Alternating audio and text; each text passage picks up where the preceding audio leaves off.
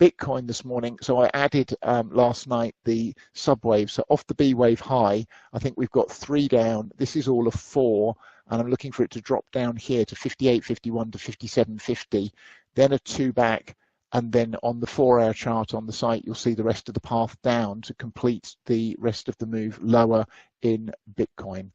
Okay, that's what I've got this morning pre-market. I will leave the screens on ES and CL running today with the appropriate 15-minute charts in place, so you've got the roadmap reminders for the day. I'm going to ask Brian to stream out the squeeze indicators for the ES on multiple time frames, but we're not going to be here today, and what I will do is put out an email tonight.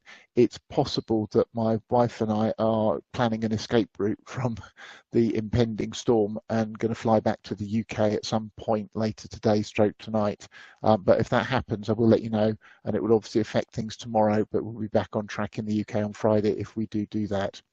Okay,